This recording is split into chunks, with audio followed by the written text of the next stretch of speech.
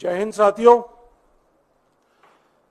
आज हम बड़े ही संजीदा विषय को लेकर आए हैं।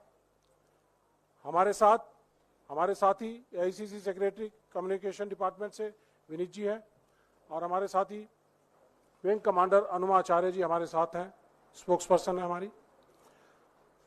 साथियों, ये बड़ा ही संजीदा विषय है, गंभीर विषय है। हमारी सेना से, हमारे सेना के सम्मान से, सैनिकों के सम्मान से जुड़ा हुआ मुद्दा है और कांग्रेस पार्टी तहे दिल से इसको एक्सेप्ट करती है कि हमारी सेना देश की धरोहर है और सेना के ऊपर उठाया गया कोई भी बात वो किसी भी नागरिक के हक में नहीं होती।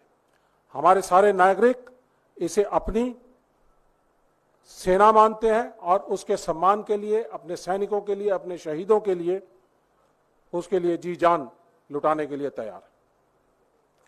साथियों, पार्लियामेंट के अंदर कई वक्तव्य आए अग्निवीर और अग्निपथ स्कीम। मोटे तौर पे हम अग्निपथ स्कीम की बजाय इसको अग्निवीर बोल दिया जाए, क्योंकि ज्यादातर लोग समझते हैं कि अग्निवीर, इसके जरिए जो सैनिक बनते हैं, तो अग्निवीर के तौर पे ये ज्यादा कॉमनली नोन है। तो ये मुद्दा पार्लियामेंट के अंदर भी और पिछले 2 साल से कांग्रेस पार्टी और हमारे जननायक राहुल गांधी जी लोगों से संवाद करने के बाद, पूरे देश में भारत जोड़ो न्याय यात्रा में संवाद करने के बाद, इस मुद्दे को पूरी तरह से समझने के बाद, लोगों की भावनाओं को जानने के बाद एक फैसले पर आए कि अग्निपथ योजना को हमने खत्म करना है, अग्निवीरों को रेगुलर करना है और पुरानी स्थायी प्रक्रिया, भर्ती प्रक्रिया को लागू करना है और जो 1.5 लाख अभ्यर्थी जो सिलेक्ट हो चुके थे उन लोगों को हमने स्थायी प्रबंधन करना है। तो ये हमारा एक न्याय पत्र में दिया हुआ फैसला है। कांग्रेस पार्टी इसके लिए पूरी तरह से अडिग है। The government is bringing out half-truths, entangling this into technical intricacies and using ADGPI's authorized handle for misleading information to the people of India. We condemn it. Personally, I feel that Mr. Rajnath Singh in the parliament has said that the scheme was discussed with 158 organizations. This is shameful because this is a scheme. It is to be discussed internally only with the stakeholders. Agnipath scheme or any scheme of the government is not for discussion on the streets or for media trial. It has to be foolproof.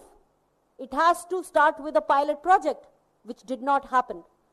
The government has categorized the martyrship to what we call death in action or killed in action.